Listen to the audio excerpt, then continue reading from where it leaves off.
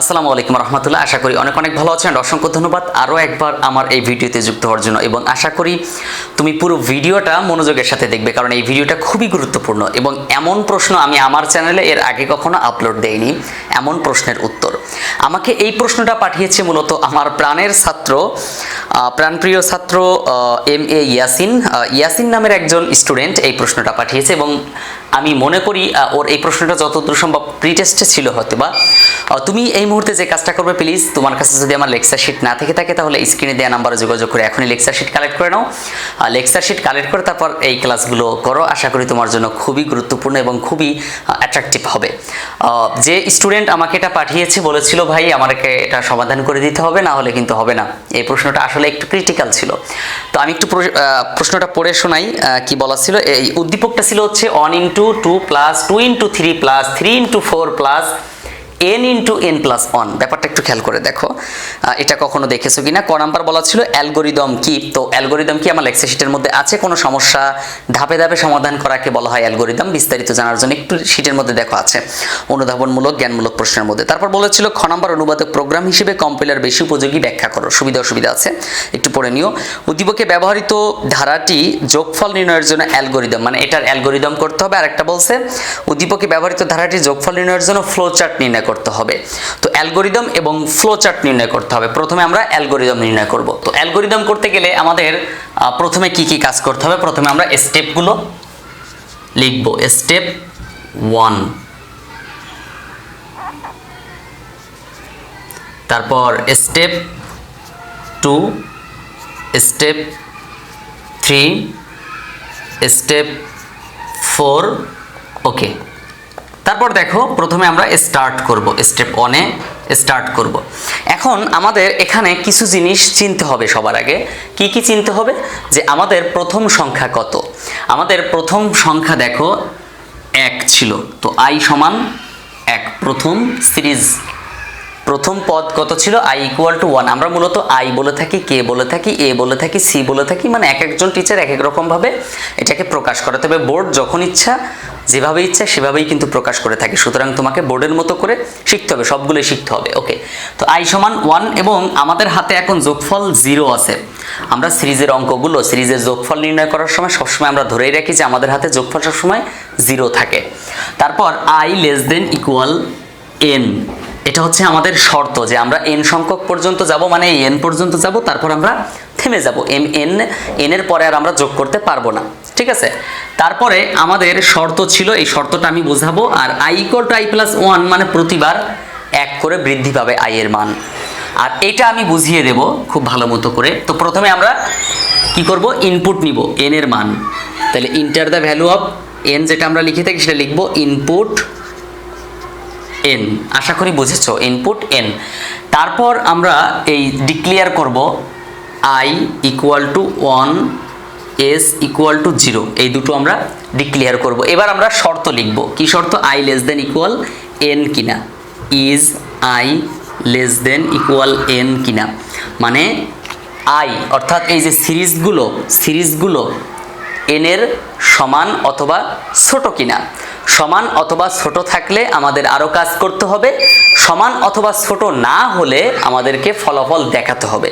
সমান অথবা ছোট না হলে আমাদের, মানে সমান অথবা ছোট মানে কি, সমান অথবা ছোট মানে আমাদের কাজ এখনো শেষ হয় নাই, তাহলে আমাদের আরো কাজটা করতে হবে। আর সমান অথবা ছোট না তার মানে কি বড়, তো বড় পর্যন্ত তো আমরা যাইতে পারবো না, মানে এর বাইরে তো যেতে পারবো না, এর চেয়ে বড় তো আর আমরা কাজ করতে পারবো না। এই জন্য আমরা কি করব, সমান অথবা ছোট কিনা সেটা বলবো। ওকে, তো আমি এখানে জিজ্ঞাসা করলাম যে i n এর সমান অথবা ছোট কিনা। স্টেপ 5-এ যে যদি দেখি যে না i n এর সমান অথবা ছোট না, তাহলে আমরা কি করব, প্রিন্ট করব। প্রিন্ট s, মানে যোগফল প্রিন্ট করব। আর যদি দেখা যায়, আমি এখানে আরো কিছু লিখবো, এই জন্য ফাঁকা রাখতেছি। স্টেপ 6-এ যে যদি বলি যে ইয়েস i n এর সমান অথবা ছোট, ইয়েস, তাহলে আমরা কি করব, এই শর্তটা লিখব, s = s + i × i+1, এই শর্তটা আমরা লিখব। ঠিক আছে, এবং এই শর্তর সাথে আরেকটা লিখবো, সেটা হচ্ছে i equal to i plus 1। এখন আমি এই কাহিনীটা একটু বোঝাই। দেখো আমরা তো জানি i এর মান প্রতিবার 1 করে বাড়বে। কেমন 1 করে বাড়বে? এই যে i equal to i plus 1 মানে এই i, এটা একটা i, এটা একটা i, এটা একটা i। তো দেখো এই i এর মান কিন্তু প্রতিবার 1 করে বাড়তেছে। এক i থেকে তার পরের আইতে যাওয়ার সময় 1 বাড়লো, তার মানে i equal to i plus 1। সেই i এর সাথে আবার যখন 1 বাড়াবো তখন 3 হবে, মানে 2 এর সাথে যখন 1 বাড়াবো 3 হবে, 3 এর সাথে 1 বাড়ালে 4 হবে, মানে এই ফাংশনটা। এখন ঘটনা হচ্ছে এখানে দেখো প্রত্যেকটার সাথে আবার 2 গুণ হয়েছে, 3 গুণ হয়েছে, 4 গুণ হয়েছে, মানে আমি i এর সাথে i যোগ করব। এখানে এই যে দেখো s plus s equal to s plus i into i plus 1। খেয়াল করে দেখো এই i ইন্টু, মানে আমরা তো এই s equal to s plus, এটা স্বাভাবিক, ঠিক আছে, মানে s equal to s plus একটার সাথে আরেকটা যোগ করবো, কিন্তু এখানে i ইন্টু i প্লাস 1, তার মানে i কত? i যেমন এইটা এই প্রথম সিরিজের কথা যদি আমি চিন্তা করি, প্রথম পদের কথা যদি আমি চিন্তা করি, তাহলে দেখো i মানে 1 ইন্টু 1 যোগ 1, তাহলে 1 1 যোগ করলে কত হয়? 2 হয়, 2 1 কে 2, তার মানে আমরা কত গুণ করছি? 2 গুণ করছি। খেয়াল করছো? 2 গুণ করছি না? আচ্ছা, তাহলে পরেরটা কিভাবে বের করবো স্যার? পরেরটা বের করার সময় সেম, এখানে কত আছে? 2 আছে, সরি i এর মান কত আছে? 1 আছে, এই যে i এর মান 2, আর এখানে আমার হাতে অলরেডি 1 আছে। তাহলে দেখো 2 আর 1 কত? 3, 3 1 কে 3, তাহলে আমরা কত গুণ করলাম? 3 গুণ করলাম। তারপরে আবার এখানে 3 হবে, তাহলে 3 এর 1 কত? 4, 4 এর সাথে 1 গুণ করো, 4 1 কে 4, তার মানে কি আমরা প্রতিবার কিন্তু এই অতিরিক্ত যে 2, তারপর 3, তারপর 4, এটা কিন্তু একের পর এক গুণ করতেছি, এবং আমাদের হাতে যে যোগফল, সেই যোগফলের সাথে রেখে যাচ্ছি।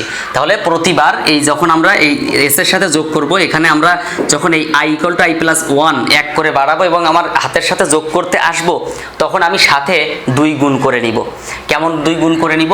যেমন এই যে যখন আমি 1 যোগ করতে আসবো, আমার হাতে 0 আছে, এই 0-র সাথে যখন আমি 1 যোগ করতে আসবো, s equal to s plus i, যখন আমি iটা যোগ করতে আসবো, তো আমার হাতে 0 আছে, এখন আমি 1 যোগ করতে আসলাম, তো 1 এর সাথে কি কত গুণ করব?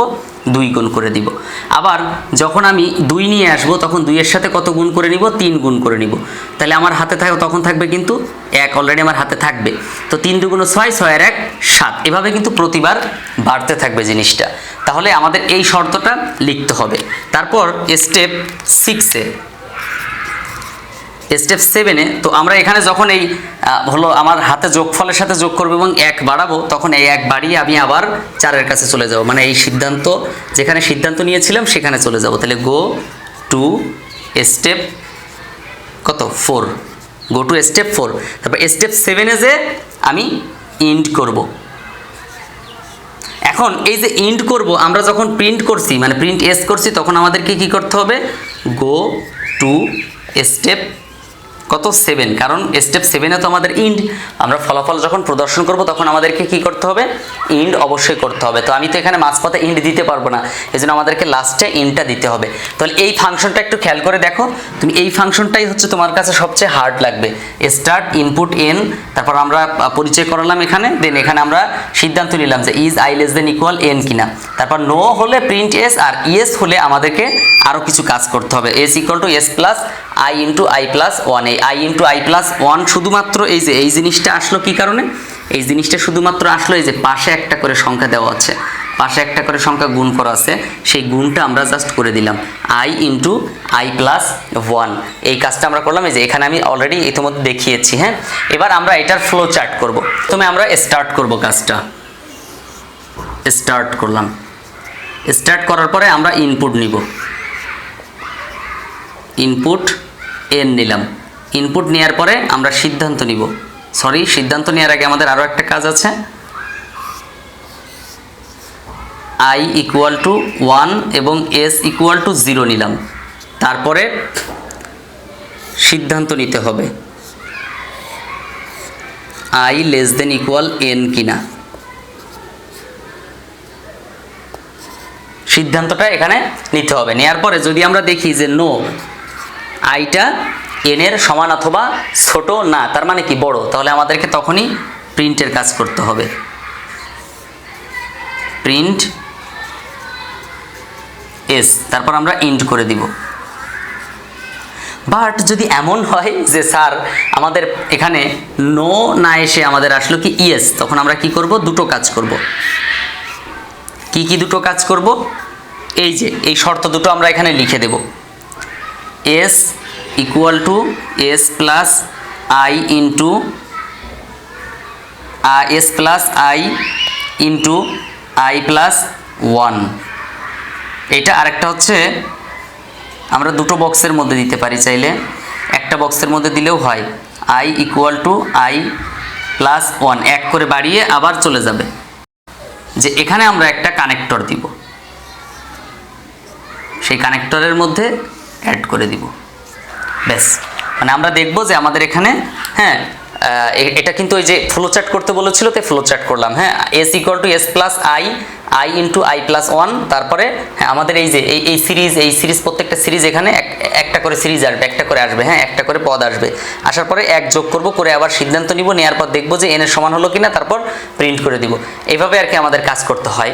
তো এটা ছিল আমাদের হচ্ছে তোমার অ্যালগোরিদম এবং ফ্লোচার্ট। ইয়াসিন, তুমি আশা করি তুমি তোমার প্রশ্নের উত্তর পেয়েছো। তো ইয়াসিনের মতো এরকম যদি তুমি তোমার প্রশ্নের উত্তর পেতে চাও, তাহলে এখনই স্ক্রিনে দেওয়া নাম্বারে যোগাযোগ করে তুমি তোমার প্রশ্নগুলো আমাকে পাঠিয়ে দাও হোয়াটসঅ্যাপ অথবা ইমোতে। তুমি তোমার প্রশ্নগুলো পাঠিয়ে দিলে আমি তোমার প্রশ্নের সমাধান ইনশাল্লাহ নেক্সট উইকে প্রতি সপ্তাহে আমি সব প্রশ্নের উত্তরগুলো একসাথে করে আমি দিয়ে দিই। তো চেষ্টা করব তোমার প্রশ্নের উত্তরগুলো দিয়ে দেওয়ার। আর তুমি যে কাজটা করবে, এখনই চ্যানেলটা সাবস্ক্রাইব করে ফেলো। পরবর্তীতে তোমার প্রশ্নের উত্তরগুলোও যদি তুমি পেতে চাও, তাহলেও তোমাকে চ্যানেলটা সাবস্ক্রাইব করতে হবে অ্যান্ড পাশে থাকা বেল আইকন প্রেস করে আমার সাথে থাকতে হবে সবসময়, এবং প্রতিটি ভিডিও দেখতে হবে, বন্ধুবান্ধবের সাথে শেয়ার করতে হবে। দেখা হচ্ছে পরবর্তী ভিডিওতে, ততক্ষণ পর্যন্ত ভালো থেকো। আসসালামু আলাইকুম রহমতুল্লাহ। একটি শিট নিয়ে বারবার বলা হয়, আমি এই ভিডিওতে একটু কনফার্ম করে দেই যে আসলে আইসিটি শিটটা কেমন বা কি। আজকে তোমার ক্লাসে স্যার বলে দিল যে চট্টগ্রাম বোর্ড 2017 সালের অঙ্কটা করে আসবা, আগামীকালকের পরীক্ষায় থাকবে। তুমি এই উত্তরটা কোথায় পাবা, কে তোমাকে বুঝিয়ে দেবে? হয়তোবা তোমার প্রাইভেট পড়ার সক্ষমতা নাই, বা তোমার আশেপাশে টিচার নাই, রাত্রে শুনতে পাইছো যে এই প্রশ্নটা আসবে। তাহলে এখন খুঁজেও পাইতে গেলেও কিন্তু 1-1.5 ঘন্টা একটা ব্যাপার। মনে করো পরীক্ষার 1 ঘন্টা আগে তুমি জানতে পারছো, কি হবে? তো এজন্য দেখো, যদি তুমি চিন্তা করো যে লেকচার শিটের 2 নাম্বার পেজে একটু যাও, 4 নাম্বার লেকচার শিট, এবং সি প্রোগ্রামিং এর উপরে লেকচার শিটটা 4 নাম্বার, এরকম প্রত্যেকটা অধ্যায়ের উপর একটা একটা লেকচার শিট আছে। তো এই লেকচার শিটের মধ্যে দেখো সুন্দর মতো স্ক্যানার সিস্টেম দেওয়া আছে প্রত্যেকটা লেকচারের উপর। যেমন লেকচার 5, 6, 7, 8, 9, প্রথমে আমি কিন্তু যোগফল নির্ণয়, গুণফল নির্ণয়, মানে প্রত্যেকটা একটা পার্ট আলাদা করে দিয়েছি, একই রকম নিয়মেরগুলো, যেমন যোগ বিয়োগ গুণ ভাগ, এগুলো একসাথে আলোচনা করছি। প্রথমে আলোচনা করছি এই যে লেকচার 2, লেকচার 3, লেকচার 4, এভাবে আলোচনা করছি। তো দেখো এই যে লেকচার 2 এর ক্ষেত্রে দেখো, লেকচার 2টি সংখ্যার যোগফল নির্ণয়ের জন্য অ্যালগোরিদম ফ্লোচার্ট নির্ণয়। তো এখানে পাশে কিন্তু কিউআর কোড দেওয়া আছে, তুমি যদি স্ক্যান করো তাহলে এই ভিডিওটা চলে আসবে, মানে এই অঙ্কটা বুঝাই দিছি, ভিডিওতে বুঝাই দিয়েছি ইউটিউবে। তো তুমি খুঁজে পাবা কোথায়, এখানে স্ক্যান করলে ভিডিওটা চলে আসবে। স্মার্টফোনটা হাতে নিলাম, কিউআর কোড একটা সফটওয়্যার দেওয়া আছে, সফটওয়্যারটা হচ্ছে এই যে, এই সফটওয়্যারটা তুমি দেখতে পাচ্ছ, সফটওয়্যারটা একটু দেখে নাও। এই সফটওয়্যারটা তোমার কাছে অবশ্যই আছে। তো এখন তুমি কি করবে, এই কিউআর কোড এখানে ধরবে, এই যে আমি ধরলাম, অটোমেটিক এই যে গো টু ওয়েবসাইট, ওয়েবসাইটে চলে গেছে, দেন ইউটিউবে, এই যে ইউটিউবে চলে গেল, তারপর কিন্তু ভিডিওটা এই যে চালু হয়ে গেছে। আসসালামু আলাইকুম রাহমাতুল্লাহ। লেকচার 10, কুমিল্লা বোর্ড 2019 লেকচার 10 এর উপর ক্লিক করো। তাহলে তুমি এখানে এই যে কিউআর কোড পাশে দেওয়া আছে ছোট, এই কিউআর কোডের উপর তুমি ক্লিক করো, মানে কিউআর কোডের উপর তোমার স্ক্যানারটা ধরো মোবাইলের, দেখবা যে অটোমেটিক ভিডিওটা চলে আসবে ইউটিউব থেকে, তোমার খোঁজার প্রয়োজনই নেই, লেকচার 10 নামেই চলে আসবে। তাহলে তোমার কিন্তু খোঁজাখোঁজির একদম প্রয়োজন নেই। তো এই লেকচার শিটের মধ্যে এছাড়াও কিন্তু সব সমস্যাগুলো সমাধান করা আছে, যেমন সি প্রোগ্রামিংগুলো নির্ভুলভাবে দেওয়া আছে, ফ্লোচার্ট নির্ভুলভাবে দেওয়া আছে, অ্যালগোরিদম নির্ভুলভাবে দেওয়া আছে, এবং কালারিং করা সুন্দর মতো সাজানো গোছানো। এভাবে আইসিটি পুরো বইয়ের উপরে কিন্তু লেকচার শিট তৈরি আছে। সো তুমি যদি চাও পুরো বইয়ের লেকচার শিট নিতে পারো। তো এজন্য এখনই কি করতে হবে, স্ক্রিনে দেওয়া নাম্বারে যোগাযোগ করো এবং লেকচার শিটগুলো কালেক্ট করে নাও। তাহলে আমি আশা করি তোমার মানে আইসিটি নিয়ে কোনো চিন্তা করা লাগবে না, প্রাইভেট পড়তে হবে না কখনো। সিম্পল বিষয়, জাস্ট ভয়ের কোনো কারণ নাই। এখনই তুমি স্ক্রিনে দেওয়া নাম্বারটি তোমার মোবাইল ফোনে তুলো, তারপর তুমি হোয়াটসঅ্যাপ অথবা ইমোতে আমাকে নক